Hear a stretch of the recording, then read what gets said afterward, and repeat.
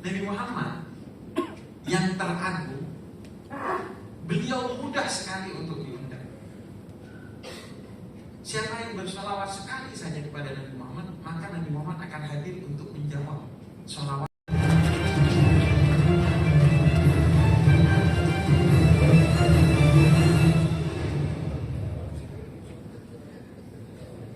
Bismillahirrahmanirrahim. Alhamdulillah, wassalatu wassalamu ala Rasulillah Muhammad ibn Abdillah wa ala alihi wa sahbihi wa man wala.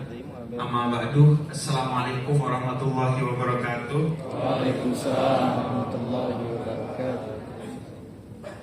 Pertama-tama saya ingin menyampaikan salam hormat kepada Komisaris Utama Bapak Mulyaman D. Haddad dan Bapak Heri Gunardi selaku Direktur Utama Bank Syariah Indonesia dan seluruh jajaran komisaris, direksi, dan Dewan Pengawas Syariah serta seluruh keluarga besar Bank Syariah Indonesia. Saya berhubungan dengan BSI itu sudah cukup lama. Di dakwah awal-awal saya sekitar 5-6 tahun lalu di YouTube, itu saya ingat BSI adalah salah satu yang mempercayakan saya untuk menjadi mitranya dalam salah satu podcast dakwah tentang ekonomi syariah. Jadi selalu senang ketika diundang oleh BSI, dan saking senangnya itu saya sampai berpikir apa saya kalau punya anak nanti saya kasih nama tengahnya BSI ya. Saking senangnya itu.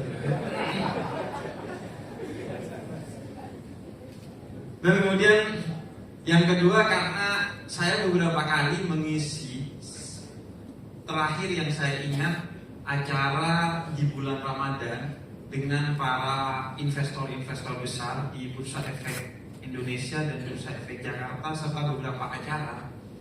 Itu ternyata fun fact-nya ada banyak pengusaha-pengusaha dan investor-investor non-muslim yang menjadikan BSI sebagai pilihan dia. Dan ini tentu sesuai dengan nilai Islam yang ia menjadi rahmatan lil alamin.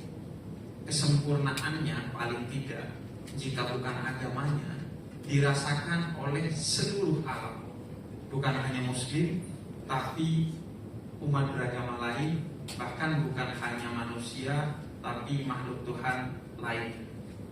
Jadi senang dan optimisme saya jalan ke sini tadi untuk mengisi acara di sini, hingga kemudian sampai pada titik ketika Pak Heri mengumumkan tentang token,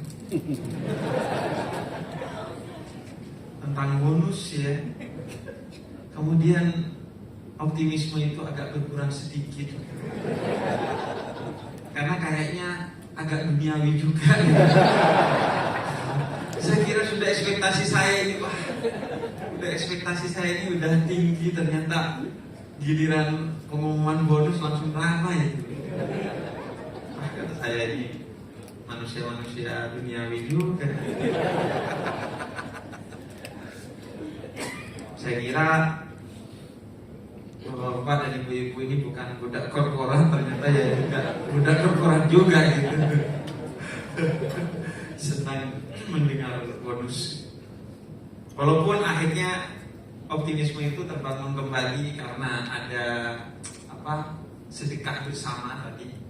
Dan senang sekali hostnya menyebutnya itu QRIS. Walaupun secara penyebutan itu tidak tepat ya, tapi kok rasanya lebih Islami ya daripada Kris ya. Kalau Kris itu kan rasa-rasanya pengucapan itu agak server sebelah ya. Jadi itu memang benar, kalau di BSI pasnya QRIS lah ya. Gak apa-apa tidak tepat secara bahasa, yang penting tepat secara agama. Jadi ini semacam Bank Login Indonesia. Iya kan syariah kan, berlok Indonesia. Nanti kapan-kapan saya ajak onan lah.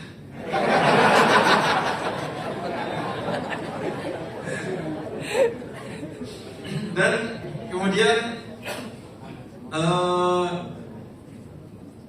saya rasa tepat apa yang tadi disampaikan oleh Pak Heri, bahwa meskipun acaranya acara Maulid Nabi seperti sore hari ini, perbincangan soal kinerja itu bukan sesuatu yang tidak diperkenankan untuk kita bicarakan. Karena sudah sepatutnya perbincangan soal kinerja kita itu menjadi bagian dari acara-acara yang seperti ini. Mengapa? Karena memang Nabi Muhammad itu bahkan dalam satu riwayat pernah dalam kondisi yang lebih dari ini. Suatu hari Nabi Muhammad itu sedang pengajian di dalam masjidnya. Kemudian tiba-tiba ada seorang anak muda yang lewat di depan masjidnya, dan kemudian ia membawa kayu bakar untuk dijual di pasar. Dan para sahabat yang ngaji dengan Nabi Muhammad ini kemudian agak bertanya-tanya. Mereka berkata, betapa ruginya anak muda itu. Masih muda, masih segar, masih kuat, masih fresh, tapi dia memilih untuk bekerja, sedangkan di sini sedang ada pengajian bersama Nabi Muhammad SAW. Kemudian ditegur sahabat ini oleh Nabi Muhammad. Kata Nabi, gak gitu pola pikirnya. Siapa yang bekerja agar dirinya, keluarganya, dan masyarakat di sekitarnya terbebas dari kemiskinan dan tidak mengemis, maka kerjanya bukan sekedar ibadah, kata Nabi Muhammad, tapi jihad fisabilillah. Dia adalah jihad di jalan Allah. Jadi bukan hanya ibadah, tapi dia jihad. Jihad adalah ibadah salah satu yang teragung dalam tradisi Islam, yang kalau kita wafat dalam keadaan jihad, maka kita wafat dalam keadaan yang terbaik, yaitu syahid, yang bahkan tidak dihisab lagi, langsung masuk surga. Jadi memang kinerja itu adalah bagian dari apa yang seharusnya diperbincangkan di pengajian-pengajian seperti ini. Karena dia adalah jihad, yang kalau mati dalam keadaan berjihad, ia mati syahid. Jadi saya bayangkan bapak-bapak dan ibu-ibu nih, kalau seandainya nih lagi lembur di BSI, di depan laptop, kemudian Anda tiba-tiba mati di atas laptop karena kelelahan itu, Anda mati syahid tuh. Anda mati syahid. Anda mati syahid tuh. Telah meninggal di jalan Allah, Fulan bin Fulan, pegawai BSI dalam keadaan syahid di atas laptopnya. Serius tapi, itu serius. Kerja itu bisa menjadi jihad asalkan dikerjakan, ditujukan, dan diniatkan sebagai pendekatan diri kepada Tuhan secara serius. Jihad itu maknanya satu upaya yang terus-menerus, yang totalitas untuk mendekatkan diri kepada Allah. Mediumnya apapun, bahkan dalam batas tertentu, tidur itu bisa menjadi jihadnya kita ketika tidurnya kita lantaran lelah dari beristirahat dari mengerjakan sesuatu di jalan Allah, entah itu belajar, bekerja, dan lain sebagainya. Karena itu pernah ada iblis yang nggak bisa masuk ke masjidnya Nabi Muhammad lantaran mau gangguin orang yang sedang sholat, disebabkan oleh di pintu masjidnya Nabi Muhammad itu ada seseorang yang sedang tidur. Kemudian kata Nabi Muhammad, Kamu kok bisa mau gangguin orang sholat, tapi terhalang oleh orang tidur? Kemudian kata iblis, iya, karena yang tidur adalah seorang yang sedang kelelahan dari mencari ilmu, sehingga dia tidak bisa menembus itu. Kekuatannya lebih dahsyat dari orang yang sholat. Dan memang begitu kata Al-Quran, yarfa'illahu alladziina aamanu minkum walladziina utul ilma darajat. Orang yang beriman dan meneguhkan keimanannya itu dengan ilmu, maka ia diangkat derajatnya oleh Allah melebihi orang yang hanya mendasarkan keimanan tanpa keilmuan. Jadi iblis saja gak bisa masuk, karena dia tidurnya lantaran lelah setelah belajar sehari. Maka tidur aja bisa menjadi jihad. Karena itu bagi saya sayang sekali kalau bapak-bapak, ibu-ibu dan teman-teman semua di sini menjalani kerja itu tidak sebagai jihad, tapi sekedar perkara duniawi.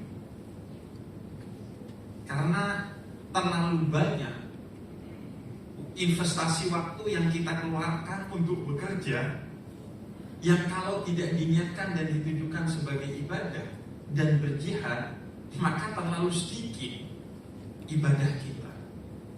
Dan ini pola pikir yang sekuleristik, seolah-olah ibadah itu hanya bersifat ritual, hanya di masjid, di musola, di majelis taklim. Padahal Islam itu tidak mengajarkan kita berpola pikir yang sekuleristik begitu. Kata Nabi Muhammad, dimanapun kamu melakukan sesuatu yang ditujukan dan diniatkan untuk Tuhanmu, maka sesuatu atau tempat itu adalah masjid, kecuali kuburan dan kamar mandi, kata Nabi Muhammad. Jadi olahraga kita, bekerja kita, hobi kita, semua itu bisa menjadi jalan ninja kita menuju Tuhan. Iya kan, jalan jihad kita. Karena itu sayang kalau bekerja 8 jam sehari minimal, itu hanya diniatkan untuk mencari uang. Sayang sekali. Sebaiknya ia diniatkan ibadah dan jihad untuk mencari rezeki. Karena rezeki dan uang dua hal yang berbeda. Tidak semua rezeki itu bentuknya uang, tidak semua uang itu adalah rezeki. Tidak semua uang itu adalah rezeki. Tidak semua hal yang sifatnya materi itu rezeki. Sebagai contoh, kucing dan tikus itu sama-sama dikasih makan biasanya sama manusia. Bedanya kucing dikasih makan untuk hidup, tikus dikasih makan untuk mati. Ya kita jebak tikus pakai makanan, kan? Iya. Itu uang. Uang itu tidak selamanya buat menghidupi kita di akhirat.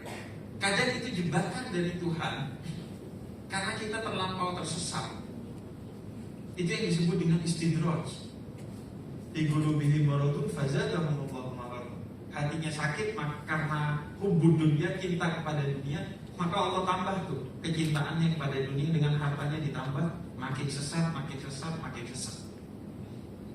Karena itu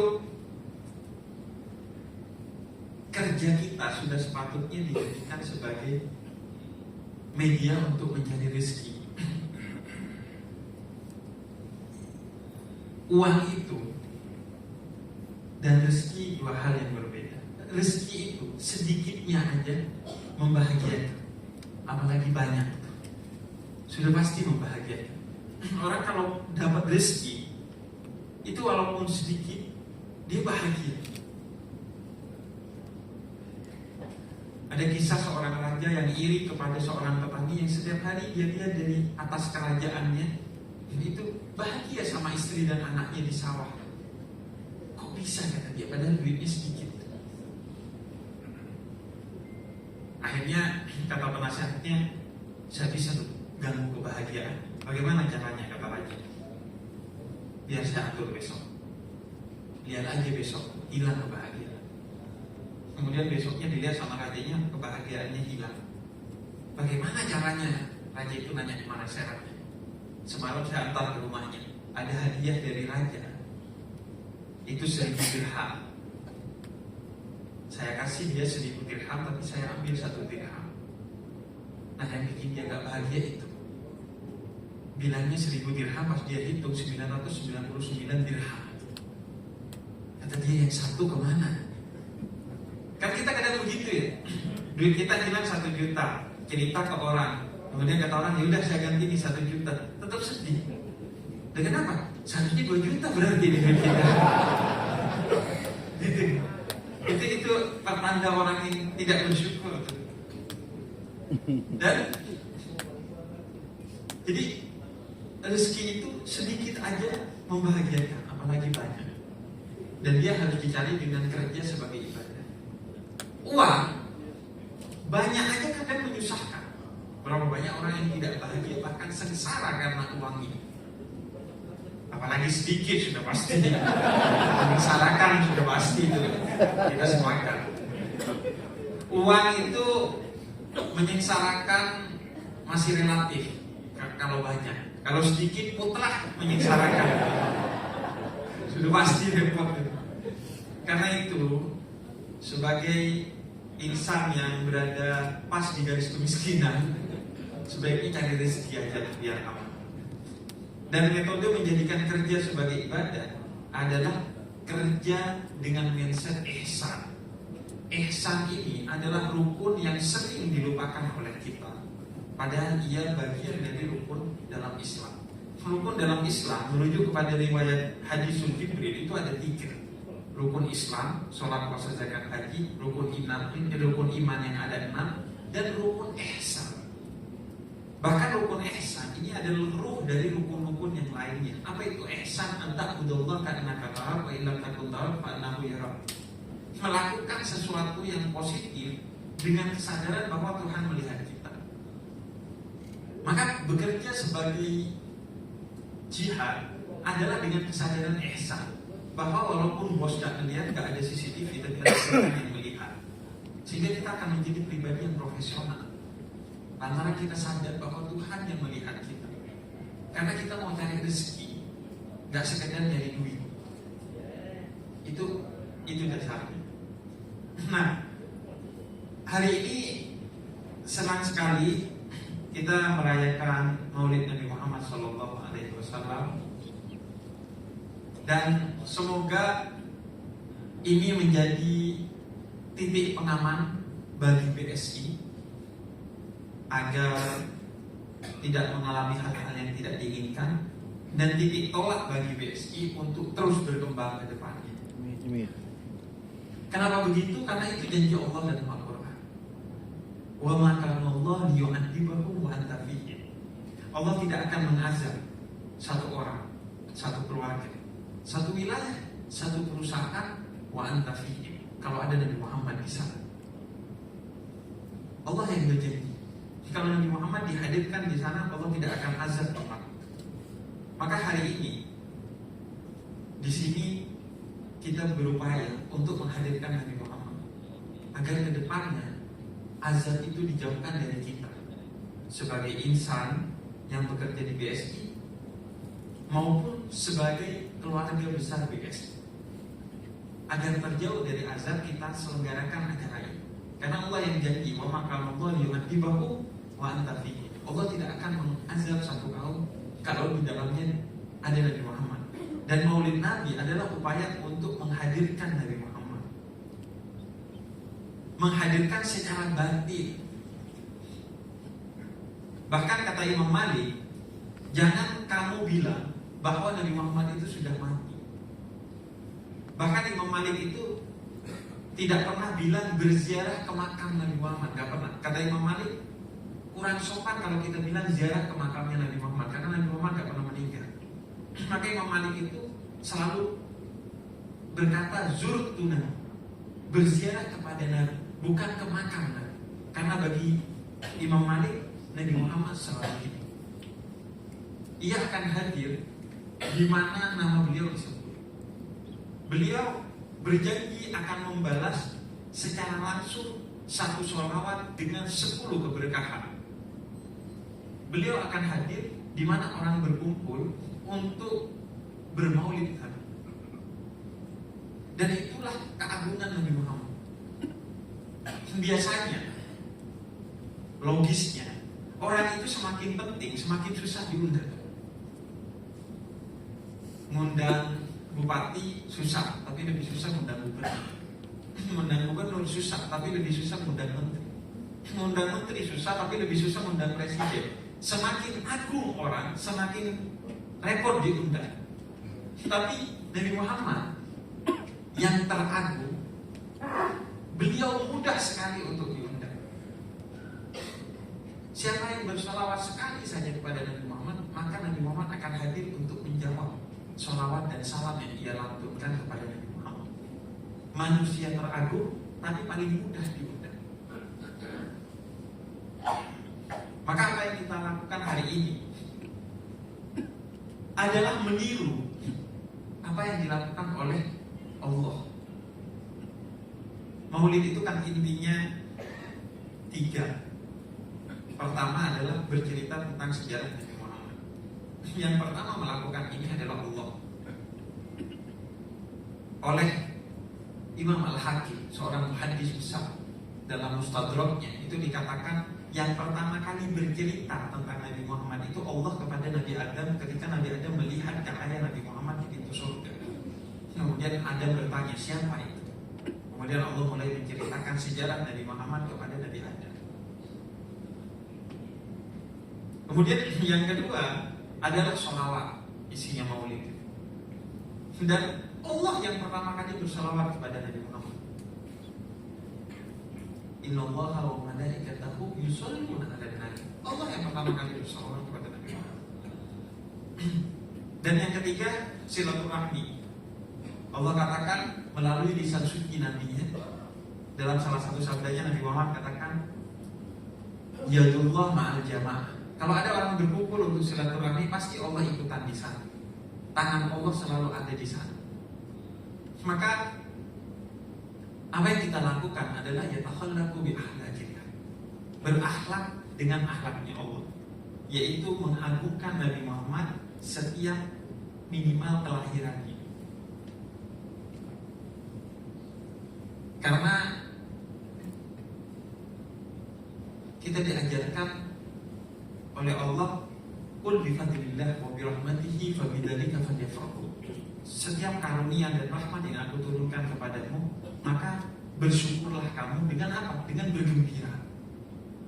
Maka hari ini kita membentuk Maulid Nabi untuk bersyukur atas karunia terbesar dan rahmat teragung yang pernah datang kepada kita, yaitu diutusnya Nabi Muhammad kepada kita. Maka kita bergembira dengan acara seperti ini. Walaupun love language itu selalu berbeda-beda. Ada yang love language-nya begini sebagai wujud kegembiraannya. Ada love language-nya itu agak introvert gitu, gak mesti perayaan-perayaan ini, diam-diam aja tapi dia cinta kepada Nabi Muhammad, berbahagia di hari kelahiran Nabi Muhammad. Maka tidak perlu saling iri, saling tuduh atas bagaimana ekspresi kita dalam bermaulid Nabi. Ada yang begini, ada yang begitu, ada yang penuh dengan sukacita, ada yang penuh dengan diam-diam, tapi merawat cintanya dengan menjalani akhlaknya Nabi Muhammad. Nah, ini sebenarnya adalah salah satu bentuk dan pembelajaran tentang syukur dan ikhlas itu sendiri. Bermaulid itu artinya kita bersyukur atas rahmat dan karunia teragung yang Allah berikan kepada kita berupa diutusnya Nabi Muhammad bagi kita. Ini rahmat yang agung. Kenapa ia rahmat dan karunia yang agung? Karena paling tidak lantaran 2 hal. Sayyidina Ali bin Abi Thalib itu pernah ditanya, kamu itu mengenal Allah dari Nabi Muhammad atau mengenal Nabi Muhammad dari Allah? Kemudian kata Sayyidina Ali, kalau saya mengenal Allah dari Nabi Muhammad, niscaya saya akan lebih percaya Nabi Muhammad ketimbang Allah. Kalau saya mengenal Nabi Muhammad dari Allah, niscaya saya gak butuh Nabi Muhammad, langsung aja ke Allah.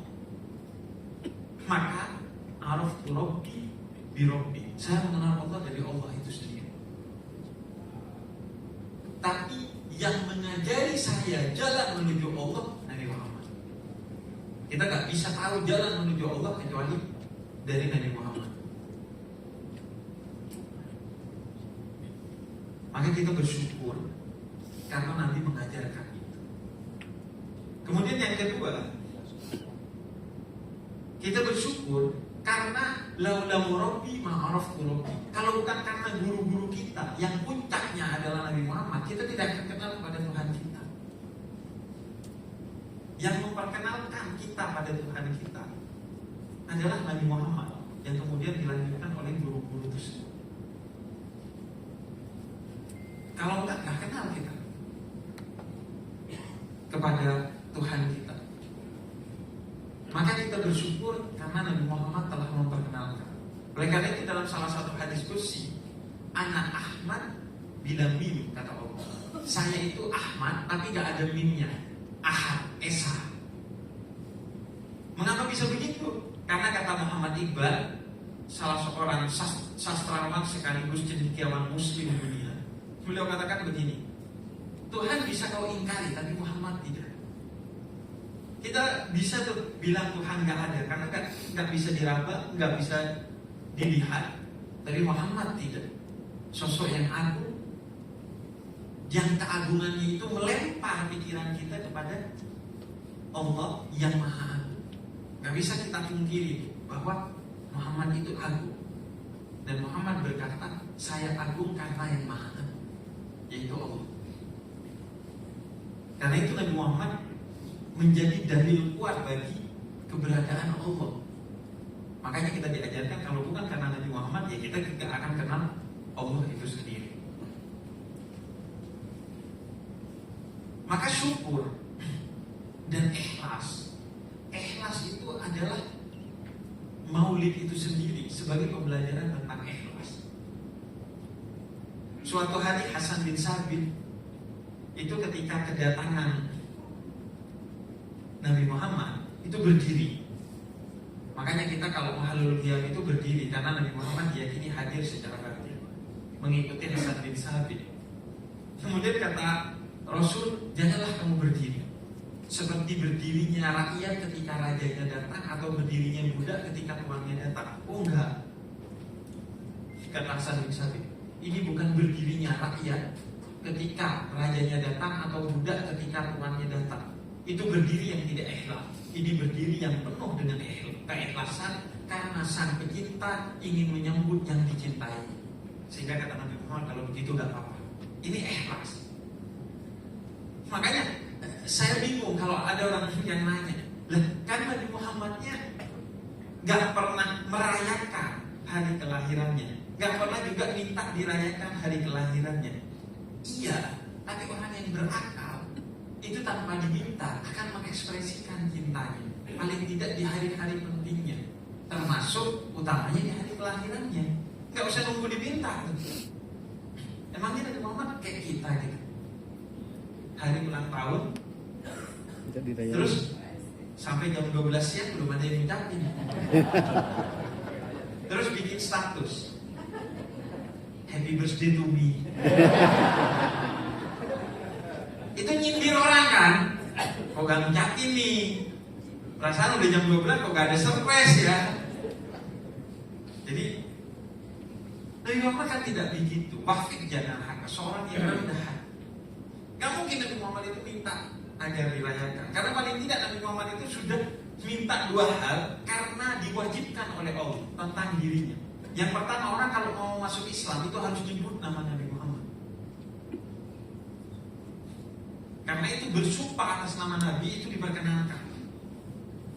Syahadat tanpa menyebut Nabi itu batal. Jadi Nabi Muhammad diminta oleh Allah untuk menyuruh orang menyebut namanya bagi siapa saja yang ingin masuk surga. Karena miftah babil jannah la ilaha illallah Muhammadur Rasulullah. Pintu surga itu dibuka dengan kunci yang namanya Allah dan Muhammad. Jadi Nabi Muhammad itu, bayangkan posisi Nabi Muhammad, betapa beratnya posisi beliau. Kamu mau masuk Islam? Iya, sebut nama saya. Anda bayangkan ini posisi Nabi Muhammad, seorang yang sangat rendah hati, diwajibkan oleh Allah untuk bilang ke umatnya, kalau kamu mau masuk surga, sebut nama saya. Bayangkan. Yang kedua, kalau kamu mau mulia, puja-puji saya, sholawat kepada saya. Itu Nabi diwajibkan oleh Allah untuk menyampaikan itu kepada umatnya. Seandainya ini tidak diwajibkan oleh Allah, pasti manusia yang rendah hati dan agung ini tidak akan melakukan itu. Ngapain?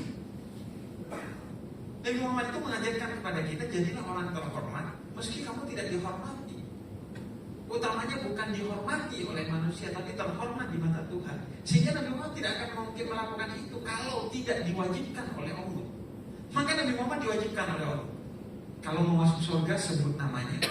Dan kalau mau bahagia, puja-puji namanya. Bayangkan. Terus kita nambah PR nih kepada Nabi Muhammad. Tolong dong, suruh juga kita merayakan ulang tahun. Ini kan mau Nabi Muhammad. Kerajaan beliau itu sudah berat. Bayangkan. Maka kata beliau, ya kalau kamu mau merayakan silahkan. Karena yang kita lakukan itu kan tidak ada yang bermasalah dari Maulid Nabi. Kadang orang itu aneh. Makan jagung halal, makan kacang halal, makan lontong halal. Tapi disatuin jadi satu, gaduh-gaduh masa haram? Kan enggak. Ini kan isinya Maulid itu sholawatan, silaturahmi, baca sejarah Nabi Muhammad. Gak ada yang haram tuh. Tapi pas digabung jadi satu Maulid Nabi, jadi kadang dipermasalahkan. Padahal cuma digabungin aja. Karena kita seringkali, kata Ki Haji Ali Mustafa Yaakob, itu tertipu oleh brandnya aja, tertipu oleh namanya, tidak melihat isinya. Hotdog itu juga kalau secara nama haram gitu, iya kan? Daging panas tuh, apa daging anjing panas tuh, anjing panas malah tuh, anjing panas hotdog tuh. Padahal isinya apa? Sayur, daging biasa, roti, halal-halal aja tuh. Jadi jangan ribut sama urusan ini namanya Maulid, ini agak usah. Iya, yang penting di dalamnya kan gak ada yang haram tuh. Yang haram kan bukan cuma di Maulid, tapi di semua majelis. Orang-orang yang bikin circle di majelis itu, circle Dajjal itu. Ya hadir majelis itu biasanya segerombolan tuh. Duduk bareng tuh kan, mau duduk terpisah tuh. Dengan 3 peran masing-masing. Satu pelempar, tahu, saya agak sebut namanya ya, kalau ada orangnya di sini nanti menyinggung, saya Bu Fulanah lah ya, Bu Fulanah. Tahu Bu Fulanah kan? Katanya doi cerai ya. Ini bagian melempar nih Pak, lempar. Terus ada bagian menangkap nih. Oh iya lagi, saya dilihat di WA-nya sudah gak pasang foto profil sama suaminya. Tapi yang paling busuk yang ketiga nih. Nah ini biasanya secara penampilan berkerudung, nabungnya di BSI gitu. Islami banget. Jangan gibah. Tapi Bu Fulana emang parah sih.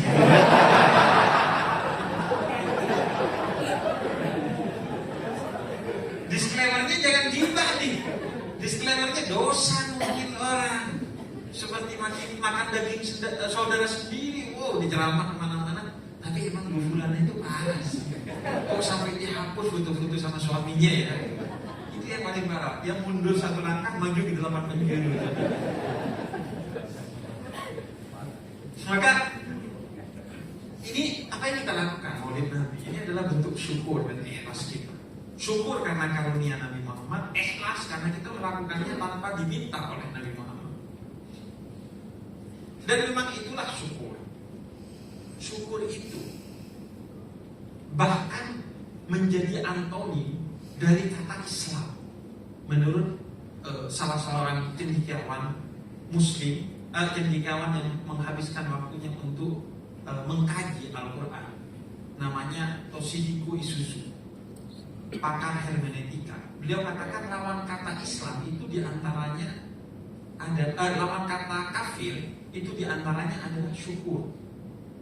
Jadi orang yang tidak bersyukur berarti dia telah melakukan tindak kekafiran. Kenapa? Karena Al-Quran bilang begitu. La in syakartum la azidannakum wa la in kafartum inna adzabi lasyadid. Siapa yang syukur Allah tambah, siapa yang kufur. Jadi lawan katanya syukur itu kufur. Makanya kita mengenal kata kufur nikmat, kafir terhadap ini. Jadi orang yang tidak bersyukur berarti dia telah melakukan tindak kekafiran. Karena kafir itu bukan hanya orang yang tidak memeluk Islam, tapi kafir itu artinya kufur. Kafir itu artinya menutup secara bahasa. Makanya kufur itu kafir, karena dia menutup buku kan. Itu akar katanya kafir dalam bahasa Arab. Diserap ke bahasa Inggris jadi kufur. Iya betul. Lu saya hancur loh. Dikira bercanda kok kata dia. Saya merasa kehabiban saya itu jadi turun gitu. Oh gitu.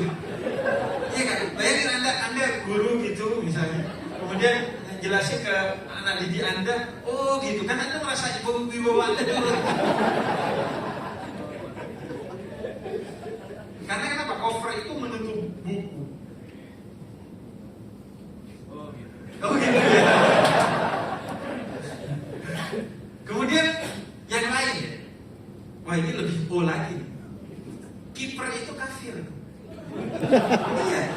Kiper itu serapan dari bahasa Perancis dari kata kafir. Karena kiper itu kan menutup gawang. Serius. Oh.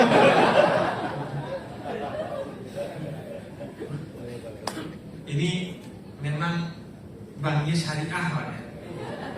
Tapi kelakuan ibu-ibunya kayaknya kurang syariah.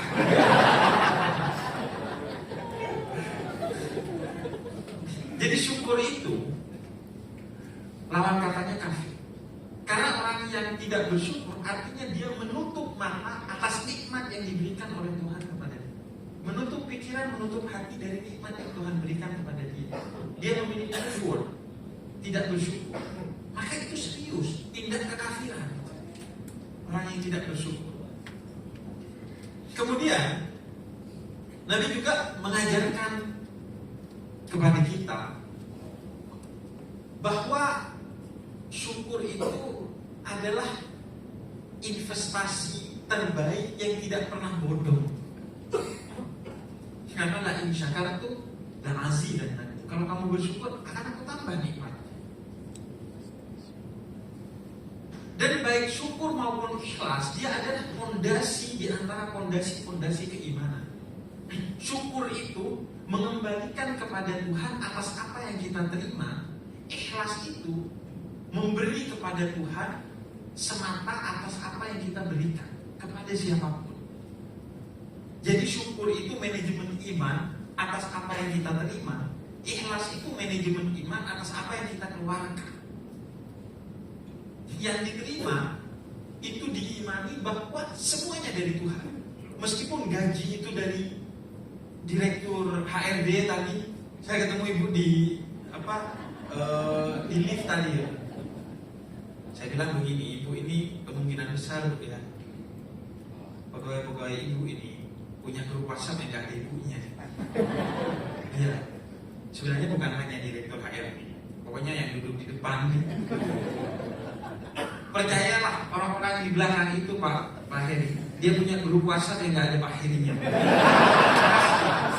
Sudah pasti Pak. Untuk apa? Untuk dibagi Pak Heri. Pak Heri bisanya nyuruh-nyuruh kinerja doang. Tapi nggak apa-apa Pak Heri itu. Pertama dosa Pak Heri di transfer ke mereka. Yang kedua pahala mereka dikasih ke Pak Heri. Yang ketiga yang paling penting, Pak. Jadi di Jepang itu angka bunuh diri tinggi karena suasana kerja yang toksik. Dia stres di tempat kerja, dia pulang depresi, dia bunuh diri. Nah di Indonesia enggak. Dia stres di tempat kerja, Dia pulang depresi, dia nggak bunuh diri tuh, bukan ambil tali atau ambil racun, dia ambil HP tuh. Dia buka tuh Twitter tuh, ada ya bos modelan tuh gitu. Nggak jadi bunuh diri. Nggak jadi dia bunuh diri. Dia membunuh karakter bosnya. Karena dia daripada gue bunuh diri, mending gue bunuh karakter bos gue. Jadi ketika menerima dari HRD gaji, menerima kesehatan dari dokter, dengan kesadaran bahwa mereka hanyalah wasilah perantara, syukur itu mengajarkan mereka itu wasilah. Idamari fahuwes. Yang menyembuhkan adalah Allah, yang menggaji kamu Allah, hanya perantaranya HRD, dokter, perantara, dan lain sebagainya. Jadi syukur itu manajemen iman, bahwa segala sesuatu yang sampai kepada kita itu dari Allah, hanya jalannya aja yang berbeda-beda. Dan syukur itu bagi orang yang baik tentang apa yang diterima dalam bentuk kebaikan. Tapi bagi orang yang bijaksana, syukur itu juga apa yang diterima tentang sesuatu yang tidak baik. Bahkan doa para spiritualis muslim itu ya Allah undur ila abdi, ya Allah lihat aku, itu diucapkan justru ketika dia hidupnya nikmat terus. 3 bulan, 6 bulan kok enak terus nih. Dia doa tuh, ya Allah undur ila abdi, ya Allah lihat saya, kok hidup saya enak terus. Karena pemberian dari Allah itu tidak mesti sesuatu yang enak. Rasa sakit itu karunia dari Allah yang juga disyukuri oleh para kekasih Allah. Karena kecenderungan kita kan begitu. Kalau senang lupa Allah tuh. Kalau sakit baru tuh astagfirullah. Iya. Kalau senang biasanya anak muda itu ingat mantan. Jadi kalau lagi hujan, gerimis, gitu, itu di jendela itu tuh dia kan agak lembut tuh. Jadi saya tulis tuh, Dear mantan. Kalau tiba-tiba juger gitu geledek, astagfirullah. Gitu. Kita cenderung ingat Allah itu kalau di kondisi down. Gitu. Makanya itu sebenarnya harus disyukuri juga. Kemudian juga syukur seringkali tentang apa yang datang kepada kita saja, bukan apa yang pergi dari kita. Nah kita gak sadar tuh. Seringkali bersyukur kalau dapat jabatan baru, dapat uang, dapat beasiswa, dapat ini dan itu.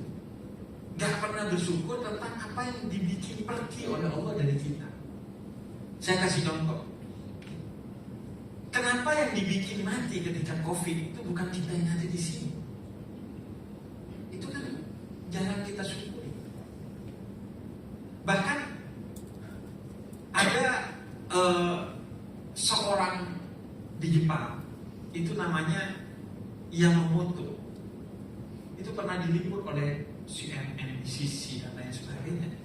Karena dia itu ketika bom Hiroshima dan Nagasaki itu dilempar, ketika dilempar pertama di Hiroshima, dia itu ada di Hiroshima. Bom paling mengerikan dalam sejarah manusia dilempar ke Hiroshima, dia ada di Hiroshima dan dia gak mati. Dan dia bikin satu Jepang ini kena bom, keluarganya ada di Nagasaki, bergegas dia ke Nagasaki. Nyampe di Nagasaki dia lihat keluarganya baik-baik saja. 3 hari setelah bom di Hiroshima dilempar ke Nagasaki, dia ada di Nagasaki nih. Bom dan masih hidup. Baru meninggal beberapa tahun yang lalu. Karena Allah gak ingin dia mati. 2 bom paling mengerikan dalam sejarah dunia gak bisa membunuh Yamamoto itu. Nah itu kan sesuatu yang juga sering kita alami. Kenapa yang kecelakaan hari ini bukan kita, ada ribuan orang kecelakaan hari ini, jutaan di dunia orang kecelakaan. Tapi kenapa bukan kita? Itu yang sering luput dari rasa syukur kita. Maka Nabi mengajarkan kepada kita untuk holistik, utuh dalam bersyukur. Makanya Sayyidah Aisyah ketika melihat Nabi sholat terus tiap malam, kemudian kata beliau, Nabi kamu ini kan pasti masuk surga, kenapa masih sholat sebegitunya, sholat tahajudnya? Kemudian kata Nabi, karena aku ingin menjadi abdan syakur, hamba yang bersyukur. Maka syukur itu adalah salah satu puncak dari keimanan seseorang. Dia beribadah bukan karena kewajiban saja, tapi levelnya sudah tinggi karena kesadaran bahwa Tuhan telah baik kepada kita, maka kita akan mencoba berterima kasih atas kebaikan Tuhan. Karena kan terlalu naif ya kalau kita merasa bahwa semuanya itu bisa kita lakukan sendiri. Syukur itu kan ekspresi dari la haula wala quwata illa billah. Tidak ada kuasa kecuali Allah. Apa sih yang bisa kita lakukan sendiri itu bahwa tanpa campur tangan Allah? Saya kasih contoh betapa naifnya kita itu kalau tanpa Allah. Sehingga kata para ulama, apa yang hilang dari kamu kalau masih memiliki Allah? Dan apa yang dimiliki oleh kamu kalau kamu sudah kehilangan Allah? Karena semuanya itu Allah. Sehingga saya kasih contoh yang simpel aja. Betapa kita itu tidak punya kendali atas diri kita sendiri. Sehebat-hebatnya tukang cukur, itu kalau cukur ke tukang cukur lain. Dia benar tukang cukur. Kenapa dia harus cukur ke tukang cukur lain? Karena itu cara Allah mau ngasih tahu, udahlah, kamu itu tanpa saya bukan siapa-siapa. Sehebat-hebatnya tukang pijit tuh, dia kalau pijit ke tukang pijit lain tuh, dia nggak memijat dirinya sendiri tuh. Atau yang bisa kita sadari sekarang, kita itu bahkan dibuat oleh Allah tidak bisa mencium siku kita sendiri. Gak usah dipraktekkan, karena saya sudah mencoba dan memang kayak orang bodoh aja tuh. Gak bisa. Itu kan Allah ngasih tahu kepada kita, udah la haula wala quwata illa billah. Kamu gak bisa handle semuanya sendiri, terlalu kompleks. Maka bersyukurlah kepada Allah atas semua yang dikaruniakan kepada kamu, yang dijauhkan dari kamu dan lain sebagainya. Dan terakhir tentang ikhlas. Kalau ikhlas itu gampang. Setiap kita hari ini sudah pernah ikhlas. Semua dari kita, kecuali beberapa orang yang mungkin punya masalah secara pencernaan ya. Secara pencernaan mungkin. Sehari ini kan kita pernah ke WC ya. Itu pembelajaran tentang ikhlas. Ikhlas itu ketika Anda buang air besar, pengen segera Anda keluarkan. Ketika dikeluarkan langsung di flash, nggak dilihat dulu tuh. Apalagi di story itu. Kemudian ketika kita keluar, kita ingin memastikan jejak itu gak ada. Jadi itulah ikhlas. Pengen segera dikeluarkan, kita gak pernah ngeliat. Dan ketika keluar kita tidak ingin orang melihat itu.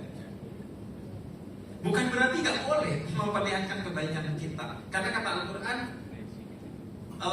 bahwa mempertontonkan kebaikan kita itu pada batas tertentu bukan hanya boleh tapi wajib. Wajib katanya. Bahwa intubdus shadaqati fanihimah ya. Kalau kamu mempertontonkan sedekahmu itu boleh kata Allah. Contohnya bahkan yang wajib adalah tadi itu QRIS itu kalau tidak dilaporkan secara terbuka oleh panitia kan justru bahaya. Misalnya panitia tadi itu kan udah ngumpulin donasi, kemudian karena kami ikhlas kami gak laporkan secara keuangan gitu. Itu justru bermasalah. Justru harus Anda pertontonkan di medsos tuh pada batas tertentu untuk memotivasi orang lain mungkin dan lain sebagainya. Karena ikhlas itu kondisi hati bukan kondisi luar. Ikhlas itu kayak surat Al-Ikhlas, nggak ada kata ikhlasnya. Di surat Al-Ikhlas itu nggak ada kata ikhlas. Nanti harus sadar. Padahal tiap sholat bulbul lagi. Padahal tiap hari bacanya itu kan. Kita itu justru nggak ikhlas kalau bukan surat Al-Ikhlas. Kalau sholat sendiri. Kalau jadi imam, tiba-tiba waladhdallin amin alif lam mim. Kok tiba-tiba alif lam mim? Karena sujudnya ke Allah, limpahnya ke makmum tuh. Apalagi kita sholat, tiba-tiba makmumnya Pak Heri gitu, komisaris gitu. Bismillahirrahmanirrahim. Yasin. Yasin. Perasaan kulhu kemarin. Tiba-tiba Yasin, Pak Heri udah apa pegawai saya hafal Quran. Yasin. Allah Akbar. Satu ayat. Kirain panjang ayatnya. Yasin doang. Jadi ikhlas itu Rasul mengajarkan kepada kita untuk mengkondisikan hati agar betul-betul hanya untuk Allah. Ikhlas itu dari kata khalas, khalas itu murni. Tambahan alif menyebabkan segala upaya untuk memurnikan untuk Allah itu adalah ikhlas. Maka orang yang berusaha untuk ikhlas, dia sedang ikhlas. Maka itulah yang dilakukan oleh laqad ja'akum rasulun min anfusikum azizun 'alaihi ma anittum harisun 'alaikum bil mu'minina raufur rahim. Bayangkan Nabi itu merelakan dirinya hanya untuk Allah. Dicaci, dimaki, dibilang mandul, dibilang tukang sihir, dibilang pembunuh, dibilang penyuka wanita, dibilang teroris, dilempar kotoran, dilempar batu, mau dibunuh berkali-kali. Tapi beliau tidak pernah menghiraukan itu karena itu semua untuk Allah. Tidak ada dendam sedikit pun. Ketika orang-orang yang dulu itu menghabisi Nabi Muhammad, semua itu tunduk kepada Nabi Muhammad. Ketika beliau datang ke Mekah untuk Fathu Mekah, untuk membuka kota Mekah di bawah kekuasaan dan pimpinan beliau. Kemudian orang-orang di Mekah bilang, "Hada yaumul malhamah." Ini pasti adalah hari balas dendamnya Muhammad karena dulu kita habisi, dulu kita sakiti. Tapi kata Nabi Muhammad, "La, hada yaumul malhamah." Ini adalah hari cinta kasih. Aku tidak memiliki dendam karena semua darimu telah kumaafkan demi Allah, karena aku hanya ikhlas kepada Allah. Tidak peduli dengan engkau. Kamu mau caci maki saya tidak peduli, kata Nabi Muhammad. Utsman bin Abi Talha. Utsman bin Abi Talha ini yang pegang kunci Ka'bah. Ketika Nabi di Mekah pertama-tama, kata Utsman bin Abi Talha, siapapun boleh masuk Ka'bah setiap hari Jumat kecuali Muhammad. Kemudian kata Nabi, kenapa wahai Utsman? Iya, karena saya benci kamu. Siapapun boleh masuk Ka'bah kecuali Muhammad karena saya benci Muhammad. Ketika Fathu Mekah, kata Nabi, panggil Utsman bin Abi Talha, bawa kuncinya. Kemudian diberikan kepada Nabi. Utsman sambil ketakutan. Kemudian kata Nabi, wahai Utsman, bukankah kamu yang dulu mengusir saya? Iya wahai. Bukankah kamu yang bilang benci saya? Iya wahai. Bukankah kamu yang merasa kunci ini akan ada di tanganmu terus? Iya, hari ini kunci ini ada di tangan saya. Dan saya berjanji akan diberikan kepada orang yang amanah. Dan itu adalah engkau wahai Utsman. Aku percaya engkau sebenarnya orang baik. Tapi kebencian telah membutakan. Dan sampai hari ini kunci itu dipegang oleh anak itu Utsman bin Abi Talha. Karena nanti ikhlas hanya untuk Allah. Tidak ada dendam sedikit. Itulah yang diajarkan dalam sholat kita. Inna sholati wa nusuki wa mahyaya wa mamati lillahi rabbil alamin. Sesungguhnya hidupku, matiku, sholat, ibadahku semua hanya untuk Allah. Karena hanya Allah yang berarti. Di luar Allah tidak ada yang arti. Maka itulah ikhlas dan syukur. Itulah yang kita pelajari hari ini. Semoga ini menjadi bekal kita untuk menumbuhkan kecintaan kita kepada Nabi Muhammad, meluruskan jalan kita di jalannya Nabi Muhammad. Dan semoga karena keberkahan majelis Maulid Nabi Muhammad ini, kita mendapatkan syafaatnya Nabi Muhammad. Karena agak kurang pede kita mengandalkan sholat kita. Sholat subuh jam 6:30 agak repot diandalkan. Untuk masuk surga itu agak susah. Sholat subuh jam 5:30, jam 6 mau masuk surga itu agak susah. Jadi semoga kita masuk surga jalur syafaatnya Nabi Muhammad. Dan enak karena ngumpul sama Nabi Muhammad. Sayyidina Ja'far At-Tayyar mati syahid langsung masuk surga. Tapi beliau kembali ke dunia, minta izin kepada Allah. Kenapa? Karena beliau rindu kepada Nabi Muhammad. Di surga tidak indah kalau tidak ada Nabi Muhammad. Maka doa kita, ya Allah, masukkan aku surga bersama Nabi Muhammad dengan syafaat dari Nabi Muhammad sallallahu alaihi wasallam. Wassallallahu ala sayyidina Muhammadin wa ala alihi wasallam. Walhamdulillahirabbil alamin. Wassalamualaikum warahmatullahi wabarakatuh. Terima kasih Habib, mohon berkenan untuk memimpin doa. Ya, Bismillahirrahmanirrahim. Allahumma shalli wa sallim wa barik wa karrim ala habibina wa syafi'ina wa qurrati a'yunina nabiyyina Muhammadin sallallahu alaihi wa ala alihi wa sahbihi ajma'in. Allahumma shalli ala sayyidina Muhammad wa ala ali sayyidina Muhammad kama shallaita ala sayyidina Ibrahim wa ala ali sayyidina Ibrahim. Ya Allah, ya Tuhan kami berkumpul sore hari ini untuk mengekspresikan kecintaan kami kepada kekasih-Mu Muhammad Rasulullah. Kami berkumpul untuk merayakan kelahiran kekasih-Mu Muhammad Rasulullah. Maka karena kecintaan-Mu kepada Nabi Muhammad dan modal kecintaan kami kepada Nabi Muhammad, jadikanlah kami sebagai hamba-Mu yang direstui, diridhoi, dirahmati oleh-Mu. Jadikanlah kami sebagai hamba-hamba-Mu yang mendapatkan syafaat dari Nabi Muhammad SAW. Jadikanlah kami di hari di mana tidak ada kekuatan kecuali oleh-Mu dan kekasih-Mu Nabi Muhammad sebagai orang yang dipilih oleh-Mu dan oleh Nabi Muhammad untuk mendapatkan rahmat dan syafaat dari-Mu dan dari Nabi Muhammad. Ya Allah, ya Tuhan kami, sebelum Kau karuniakan semua itu kepada aku, maka karuniakan itu kepada kedua orang tuaku, ayah dan ibuku yang masih hidup atau yang setelah meninggal.